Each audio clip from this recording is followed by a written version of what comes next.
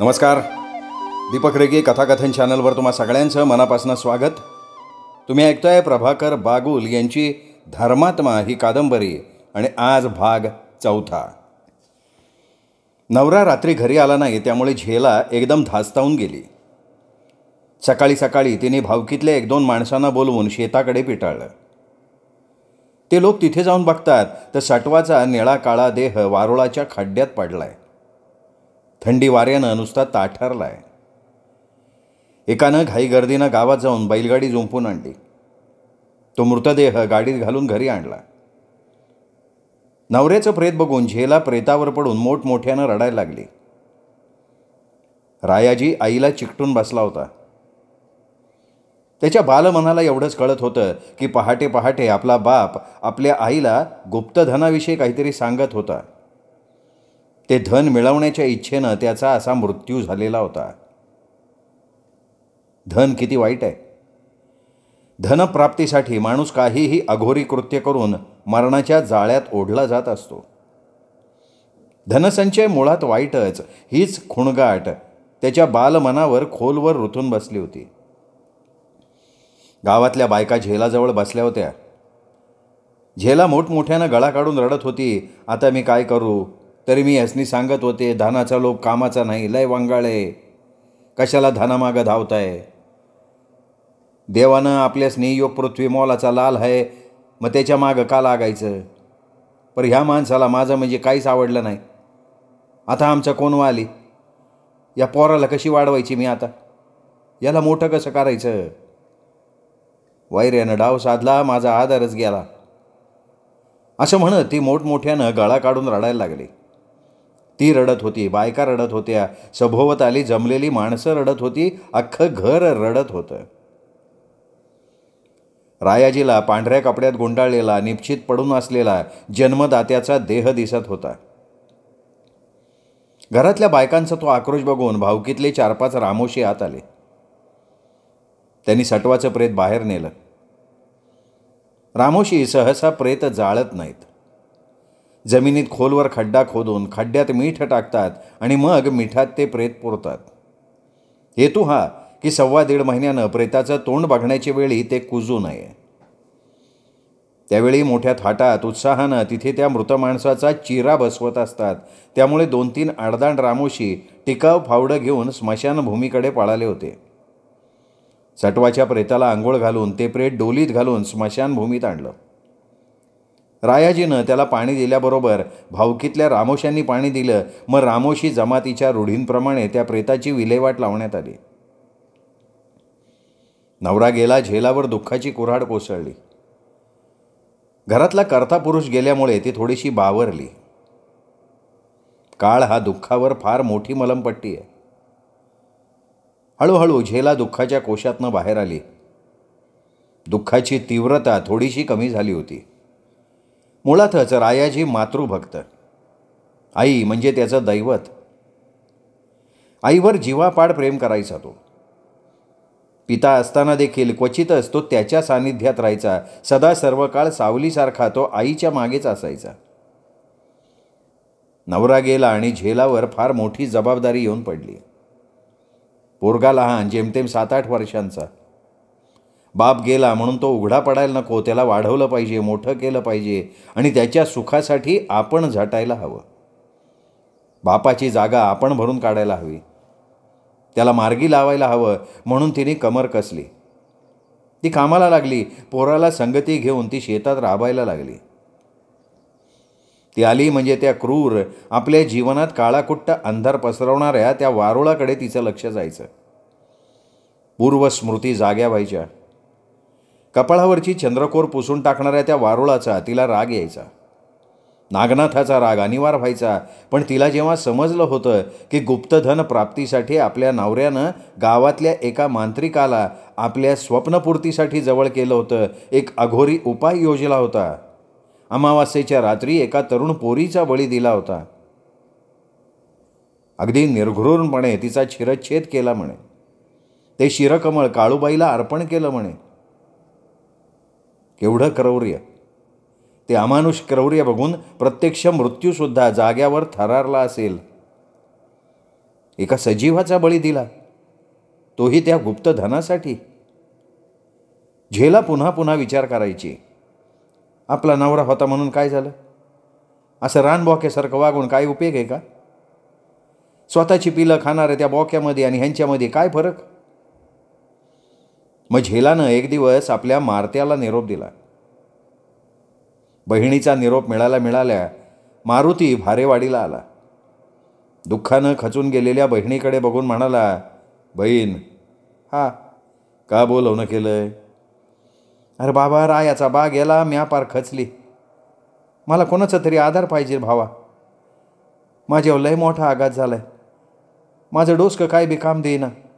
त्यात हे पोर असं लहान. म्या बाय माणूस काय करणार? थोडं धीरानं घे बाई. आल्या प्रसंगाला तोंड द्यावं माणसानं. पावनं अवक्ती जायला नको होते, पण ते काय आपल्या हातात असते वे. अरे ते खरं आहे, पण शेतामध्ये ते वारुळ बघितलं ना का माझा जीव निसता टांगलेला लागतो बघ. तेवढं खोदून बाजूला टाक, म्हणजे माझ्या मनाला आठवणीचा इंगळा झोंबणार नाही. बरं, काय हरकत नाही, उद्या कामाला लागतो, मग तर झालं. आणि आणखीन एक गोष्ट कर, तुझ्या बायकोला पोरासने इकडंच आण. गोविंद्या आहेच इकडं, तो बघल तिकडचं. पण माझा संसार आता नीट मार्गी लावून दे बाबा. ठीक आहे, बायको पोराला घेऊन येतो मी, काय काळजी करू नका. आधी त्या वारुळाचं काम करतो, मग बाकीच्या नंतर बघता येईल. आणि राया कुठं गेलाय? गेला असेल बाहेर. तो प्रसंग घडला, त्याचा बा गेला आणि पोरगं लय दुःखी झालंय बघ. काय करावं काय बी समजा मला. आता तर साळामध्ये बी जात नाही त्यो. नसल जात तर नका जाऊ म्हणाव. शिकून शान कुठं साहेब होणार आहे वय. रामोशाची पोरं कधी शिकणार नाहीत, आणि शिकून बी त्यासनी नोकरी करणं काय पसंत पडणार नाही. अरे असं कसं म्हणतो बाबा तू? शिकलेली माणसं बघ कशी स्वच्छ कपड्यात राहतात, चांगलं चुंगलं खात्यात. बाकीची माणसं त्यांच्याकडं चांगल्या नजरेनं बघतात. नाही तर आपलं रामोशाचं पोर म्हणलं का समाज लय वांगाळ नजरेनं बघतंय. कारण गुन्हेगारी आपल्या 5वीला पुजले ना. अरे त्यो शिकला म्हणजे ह्यातनं बाहेर पडता येईल त्याला. नाही पण कशासाठी बाहेर पडायचं? अगं झेले, आपल्या रामोशाचं जगणं वाऱ्यावानी. वारा जसा कुठं बी हुंदडतो, त्याला कोणाची गुलामी नाही आवडत. तसं आमचं रामोशाचं जगणं. कुठं बी वाटमारी करावी, घरं फोडावी, आणि पकडलं गेलं म्हणजे बसायचं जेलमध्ये चक्की पिसत, बायको पोरसनी वाऱ्यावर सोडून. रामोशी जेलमध्ये जातात, पण बिचाऱ्या बायको पोरसनी वाईट प्रसंगाला तोंड द्यायला लागते. हे बघ, माझा राया ह्यातनं बाहेर पडायला पाहिजे. मला नाही पटत हे चोरी मारीचं धंद. अगं झेले, हे जाती जातीचं वळण असते ग. जी जातात जात नाही ना, तिला जात म्हणतात, ध्यानात ठेव. अरे चांगली 10 बिघा जमीन आहे, त्यांनी चांगली कसली तर त्याला काय बी कमी पडणार नाही. पर पोरानं मातीमध्ये हात खूप मात्र पाहिजेत. बरं बघू पुढचं पुढं, पोरगा अजून लहान आहे. उद्यापासून मी कामाला लागतो. बायको पोराला बोलवून घेतो. लय बरं होईल बाबा. आणि त्याच वेळी राया रागारागानं आत शिरला. त्याला असं संतापलेलं बघून झेलानं विचारलं, काय रे, काय झालं असं रागवाया? त्यो बिरज्या मोत्या कोंड्या माझं म्हणणं ऐकत नाहीत. काय म्हणणं आहे तुझं? म्या सांगत होतो जगामध्ये बिरोबा लय मोठा देव आहे म्हणून. बरं, मग पुढं काय झालं? नाही, ते म्हणतात म्हसोबा आहे, पिरोबा आहे, आणि म्हसोबा तर लय मोठा देव आहे म्हणे. अरे बाबा, हे समद देव सारखंच आहे, फक्त माणसांचा भाव पाहिजे बघ. भाव तिथं देव असं म्हणतात ना, ते काय खोटं आहे वय? मग मला सांग, बिरोबा काय कमी आहे का? अरे कोण म्हणतं तुला कमी आहे? तुला बिरोबा मोठा वाटतो, तसं त्यासनी म्हसोबा पिरोबा वाटत असेल. एवढ्यावरनं तू रागवला वे. मग त्यासनी बिरोबाला का म्हणून कमी मानाव? अरे पोरा, काय म्हणावं तुला आता? एवढ्यावरनं भांडण काढतोय? अरे माणसानं राग गिळायचा असतो. ज्यानं राग गिळला तो खरा खुरा मर्द माणूस. मारुती मामाकडे बघून तो म्हणाला, अरे मामा तू का आला? अरे आलो की दुपारी. मग घरी आलो तर तुझा पथ्याच नाही. एवढा वेळ बाहेर खेळत होता वे.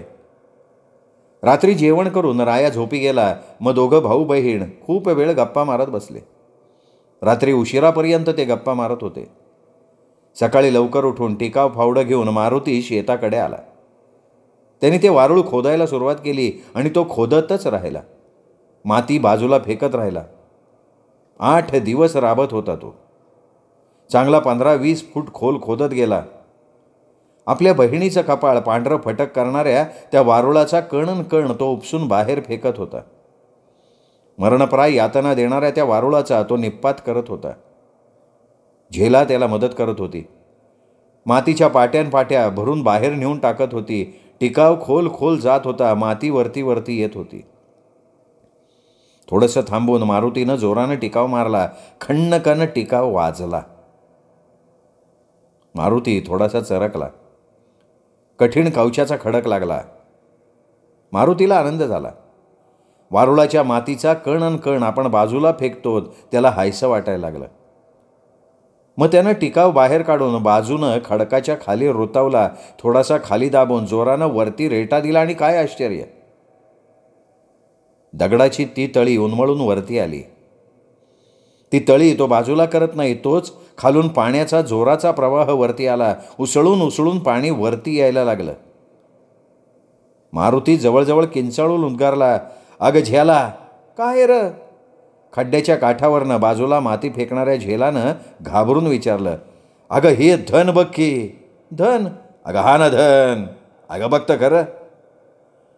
खड्ड्याच्या काठावर येऊन झेला खाली बघता बघता मोहरून गेली. अगं बाया, पाणी. हा, पाणी. अगं काळूबाईनं ह्याच धनाचा दृष्टांत तुझ्या नवऱ्याला दिलता. आणि मग तो नागराज? अगं अशी जनावरं गारव्याला येऊन पाडतात. त्या नागराजाला जमिनीतला गारवा मिळायचा म्हणून तो इथं येऊन राहायचा. बघ झेले, काळूबाईला तुझ्या नवऱ्याला हेच सांगायचं होतं की तुझ्या शेतामध्ये जिवंत पाण्याचा झरा आहे. अगं पाणी म्हणजे शेतकऱ्याचं जीवनच ना. शेतामध्ये पाणी घावलं तर शेतकरी सर्ग उभा करत असतोय आणि पाणी म्हणजे जीवनच की. हे जीवन तुझ्या शेतामध्ये घावलंय झेले. आता काय बी कमी पडणार नाही तुला. अरे पर आपण इथं हिर काढू, इजेची मोटर बसू, मग बघ मळा कसा हिरवागार होतोय ते. खरंच खरंच आपल्यासली खरं खुरं धन गावलंय. झेलाचं मन खरंच टवटवीत झालं होतं. ती विचार करायला लागली, पाण्याचा जीवन झरा घावला.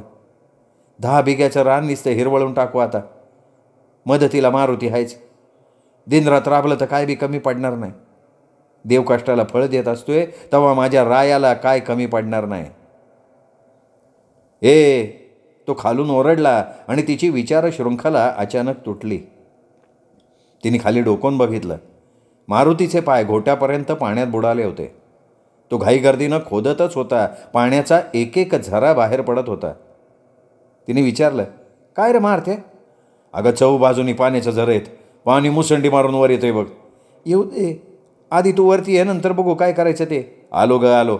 नाही नाही लवकर ये बाबा, नाही तर तुला वरती चढणं कठीण होऊन जायचं. मारुती वरती चढून येत नाही तोपर्यंत निम्मा अधिक खड्डा पाण्यानं भरला गेला होता.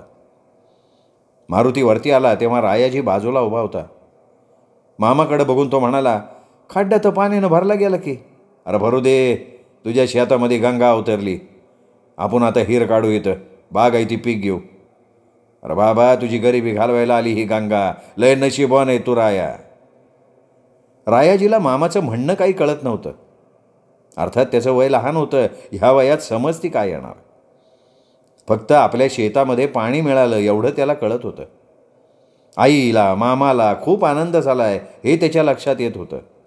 पण आपण भाग्यवान कसे हे काही त्याच्या लक्षात येत नव्हतं. काम सोडून ते गावाकडे परतले. दुसऱ्या दिवशी मारुती मामा गावाकडे निघून गेला. 1-2 दिवसांनी बायको पोरांना घेऊन भारेवाडीला परतला. मग त्यांनी स्वतःला कामाला जुंपून घेतलं. त्याची बायको पोरगा झेला शेतामध्ये राबायला लागले. आल्या आल्या त्यांनी गावातले रामोशी कामाला जुंपले. विहीर खोदून घेतली. आदिवासी योजनेचा फायदा घेऊन विहिरीवर विजेची मोटर बसवून घेतली आणि मग मात्र तो राबतच राहिला. रात्रंदिवस क्षणाची उसंत न घेता तो राबत होता. मळ्यातच त्यांनी मंगलोरी कौलांचं घर बांधून घेतलं आणि बायको पोरं घेऊन तो तिथेच राहायला लागला. मळ्यात त्यांनी 2-3 जाफराबादी म्हशी पाळल्या. हिरवा चारा भरपूर मिळाल्यामुळे म्हशी खूप दूध द्यायच्या. घरात दूध दुभत्याचा महापूर झाला. घर धनधान्यानं भरलं गेलं. पार्वतीच्या जागी लक्ष्मीचा वावर सुरू झाला. भारेवाडीत इतर रामोशी आपापल्या शेतात राबत होते.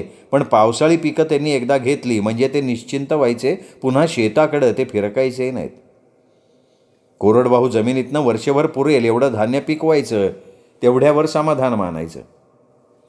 रक्तातच गुन्हेगारी मुरलेली. रक्तात असलेले दोष माणूस सहसा टाळू शकत नाही. जवानीची मस्ती आणि म्हातारपणाचा खोकला दबून दबेल का? तो कधीतरी उफाळून येणारच. ह्या रामोशांना शासनानं घरं दिलीत, उदरनिर्वाहासाठी जमिनी दिल्यात, इतर संधीसुद्धा दिल्यात. पण ह्यांचं मन त्या जमिनीत रमलंच नाही. त्यांचं गुन्हेगारी मन नेहमी वाटमारी, खून, चोरी इकडेच जायचं.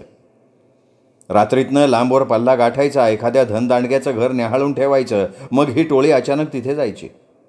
गाव झोपल्याची खात्री पटताच 12 ते 1च्या दरम्यान धाड टाकायची, कारण ही भर झोपेची वेळ.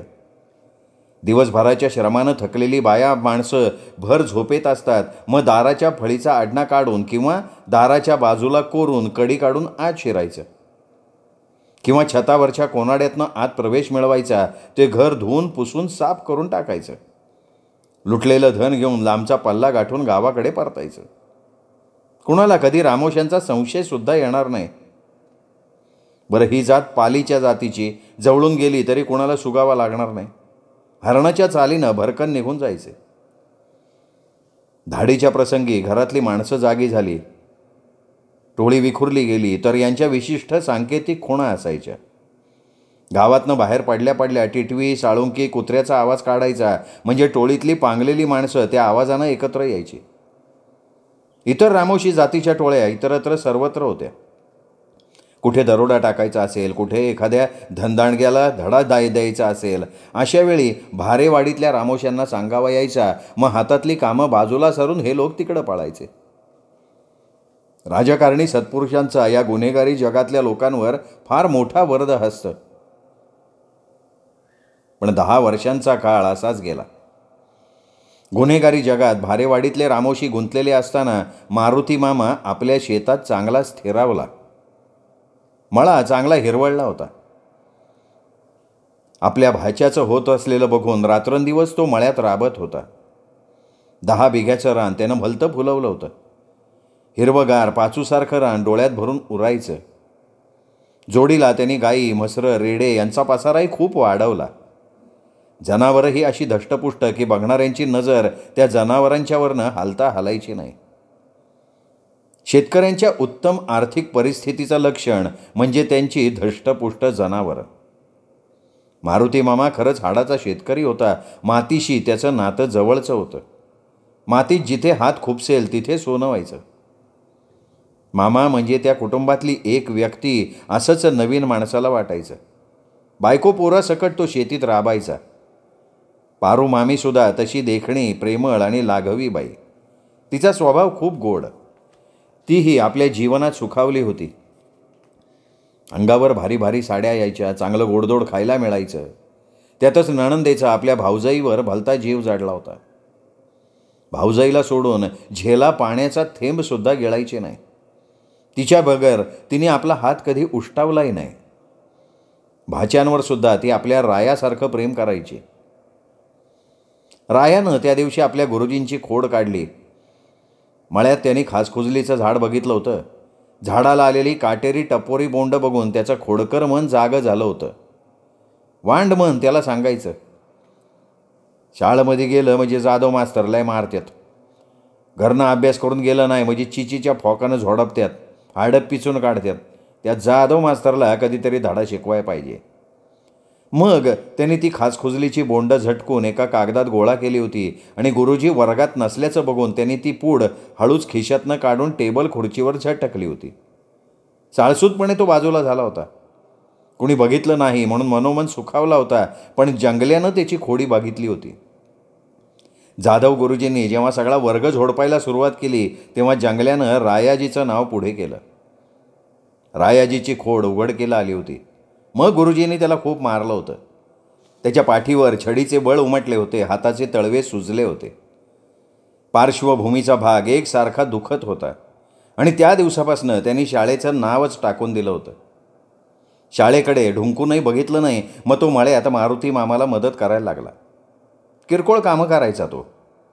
मारुती मामानं शेतीत खूप विकास केला. खूप जनावरं बाळगली. राया ती जनावरं घेऊन रानातनं फिरवायला लागला. रानात भरपूर हिरवं गवत असल्यामुळे गुरांच्या माना वरती यायच्याच नाहीत. गावातली इतर पोरंसुद्धा आपल्या शेळ्या, मेंढ्या, गुरं रानातनं फिरवायचे. रानाचा मेवा यथेच्छ खायचे. दुपारी गाई म्हसरं झाडाखाली सावलीला विसावली म्हणजे गुराखी पोरं डोहाच्या पाण्यात शिरायची. काळ्या निळ्याशार पाण्याचा डोह त्या रानाच्या कडेला गंभीरपणे ठाण मांडून बसला होता. एखाद्या शांत प्रवृत्तीच्या माणसाच्या चेहऱ्यावर साधी स्मितरेषा उमटलेली दिसू नये तसा काहीसा तो डोह. धीर गंभीरपणानं आपलं ध्यान मांडून बसलेला. विराट अशा वटवृक्षांच्या फांद्या थेट आतमध्ये डोहात शिरलेल्या. त्या फांद्यांवरनं त्याच्या पारंब्या डोहात उतरलेल्या. या वटवृक्षाच्या बुडापाशी दाट अशी वेलींची जाळी तयार झालेली. त्या जाळीत कुणाची शिरायची हिंमत व्हायची नाही, कारण विषारी प्राण्यांचा तिथे नेहमी वावर असायचा. पण रायाजी आणि त्याचे सवंगडी त्या घनदाट जाळीतनं वटवृक्षावर चढायचे किंवा खाली आलेल्या पारंब्यांचा आधार घेऊन ही पोरं माकडासारखी सरसर वरती चढून जायची. फांदीवरनं डोहाच्या मध्यभागी येऊन डोहामध्ये उडी घ्यायची. रायाजी यात अग्रेसर असायचा. डोहाच्या तळाला भिडायचा. तळाला असलेली वाळू दगड घेऊन वरती यायचा आणि त्यानंतर डोहाचा तळ गाठायचा तो महम्मद. मग एक एक जण त्या डोहात उडी घ्यायचा. पाण्यात सूर पारंबीचा यथेच्छ खेळ रांगायचा. पोहून पोहून थकली म्हणजे ही पोरं गरम गरम खडकावर उघड्या बंब देहानिशी लोळायची. स्वर्गीय आनंद प्राप्त झाल्याचा त्यांना भास व्हायचा. डोहाच्या एका कडेला तुंगा आपले पाय पाण्यात सोडून बसली होती. पाण्याचा थंडगार सुखद स्पर्श पायांना जाणवायचा. तिला मोठी मजा वाटायची. पाण्यातली एखादी मासळी पायांना स्पर्शून जायची. तिला उगीचच गुदगुदल्यासारखं व्हायचं. तेवढ्याच्या स्पर्शानं देह शहारून जायचा. मग भीतीनं ती आपले पाय वरती घ्यायची, पण पुन्हा पाण्यात सोडायची. एखादी आवडती गाण्याची धून पुन्हा पुन्हा गुणगुणत राहायची. गुराखी पोरं डोहात डोंबायला लागली म्हणजे तिची ही नेहमीची सवय. तासनतास ती पाण्यात पाय सोडून बसायची. अगदी वनदेवीसारखी प्रसन्न वाटायची. तुंगा रामोशी जमातीत जन्माला आली खरी, पण काहीसं आगळं वेगळं सौंदर्य लिहून ती जन्माला आलेली होती. नितळ गव्हाळी रंग, काळेभोर कुळकुळीत लांब केस तिला शोभून दिसायचे. हातापायांची लांब सडक बोटं तिच्या सौंदर्यात भर टाकायची. निळेशार पाणीदार डोळे भलते बोलके वाटायचे. त्यातच तिने 16व्या वर्षात पदार्पण केलं होतं, त्यामुळे तिचं तारुण्य मुसमुसून वरती आलेलं होतं. एकंदरीत तुंगा म्हणजे सौंदर्याची मूर्तिमंत मूस. विधात्यानं खास आपली ठेवणीतली अस्त्र वापरून ही सौंदर्य देवता निर्माण केली होती. साध्या कपड्यातही तिचं सौंदर्य खुलून दिसायचं. डोहाच्या एका कडेला काठावर बसलेल्या तुंगाला रायानं बघितलं. त्याला थोडीशी मस्करी करावीशी वाटली. हळूच त्याने डोहात उडी घेतली. पाण्यात सूर मारून तो तिच्या बाजूनं यायला लागला. हातापायांची काहीही हालचाल न करता तो नकळत पाण्यातनं तिच्या जवळ आला. पाण्यात सोडलेल्या तिच्या पायांना त्याने आपल्या बोटांनी चिमटा काढला. आपल्या भावविश्वात रममाण झालेल्या तुंगाला पाण्यातला तो स्पर्श थोडासा विचित्र वाटला. ती घाबरली, थरथरायला लागली. घाईने तिने पाय वरती घेतले, उठून उभी राहिली. पण त्या घाई गर्दीत एक पाऊल काठावर न पडता बाजूला पडलं आणि धप्प दिशी तुंगा त्या डोहात पडली. खोल पाण्यात कधी पोहायची सवय नसल्यामुळे ती पाण्यात बुडायला लागली. वर यायची, पुन्हा खाली जायची. रायानं ते बघितलं. मग रायाही घाबरला. पाण्यात खोलवर उसळी मारून त्यांनी तिच्या कमरेला घट्ट पकडलं. आपल्या देहाभोवती तिला लपेटून त्यांनी तिला काठावर आणलं. नाकातोंडात पाणी गेल्यामुळे ती घाबरली होती. तशीच उकिडवी बसून राहिली. ओल्या चिंब केसातनं पाणी एकसारखं निथळत होतं. ओले कपडे अंगाला चिकटले होते. घाबरलेल्या तुंगाच्या पाठीवरनं राया हात फिरवत होता. पण आपल्या अंगावरनं त्याचा भिरभिरणारा हात बघून तुंगा कावदारून म्हणाली, ए भाड्या. काय ग, माकडची अष्टवाच केलती ना? कोणची ग? पाण्यात घेऊन माझ्या पायाला चिमटा तू कोणी काढला? तूच काढला ना? आता काय सांगायचं तुला? तुझा स्वतः तू चावटपाना. बरोबर आहे का नाही? अगं काहीतरी काय बोलते? खरं बोला तू माकड्या. अगं म्या असं कधी काय करन का? मग घे बरं बिरोबाची शपथ घे की. आता का तोंडाला कुलूप लावलं? आता तू बिरोबाचं नाव काढलं तेव्हा माझ्याच्यानं खोटा बोललं जाणार नाही. म्या गेल तो चेष्टा करायला. काय करायला गेलो आणि काय झालं बघ. म्हणतात ना गणपती करायला गेलो आणि मारुती झाला, तसं काय तर झालं बघ.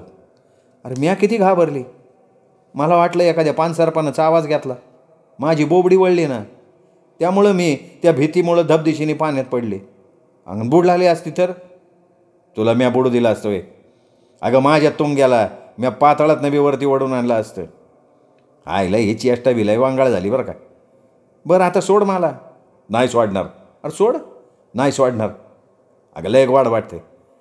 माझ्या अंगावरनं कोणीतरी मोरपीस फिरवल्याचा भास होतोय.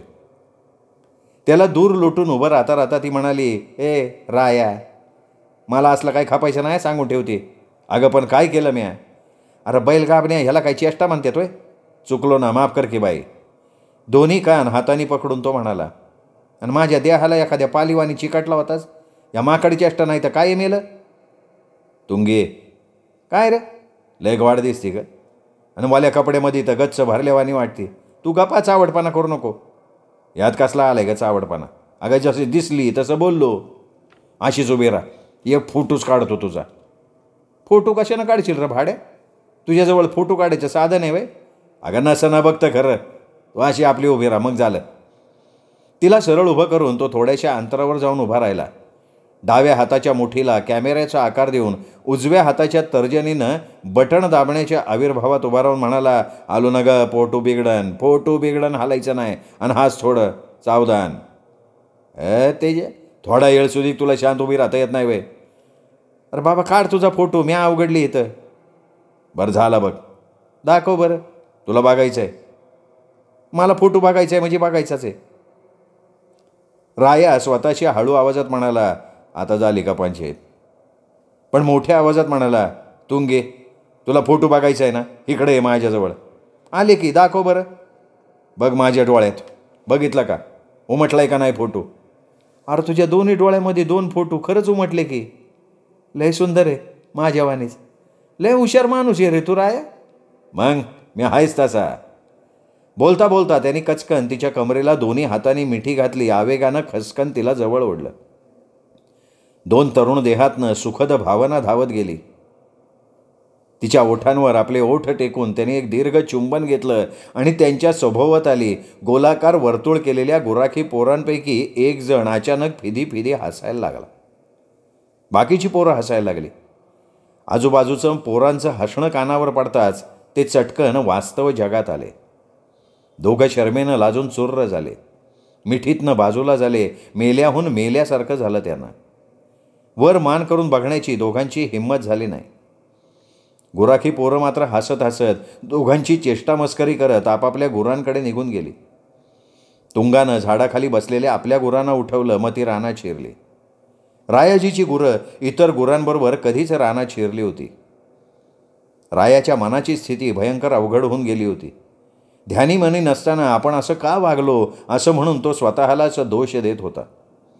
तुंगाकडे त्यांनी बघितलं सुद्धा नाही. तुंगा तर निघून गेली होती. आता तिच्यासमोर आपण कसं जायचं. समोर गेलं तर ती काय म्हणेल हा प्रश्न रायाला भेडसावत होता. तो तसाच गुरांमागनं रानात शिरला. तो आपल्या गुराखी मित्रांमध्ये मिसळला नाही का त्यांच्या जवळ सुद्धा गेला नाही. सूर्यराज पश्चिम क्षितिजावर टेकले. पिवळी लुसलुशीत किरणं सर्वत्र विखुरली गेली. पानांवर सोनेरी मुलामा दिला गेला. सभोवतालच्या टेकड्या सोनेरी किरणात आपलं स्वतःचं अस्तित्वच विसरून गेल्या. रायानं आपली गुरं गोळा केली आणि हळूहळू तो गावाकडे जाणारी पायवाट तुडवायला लागला.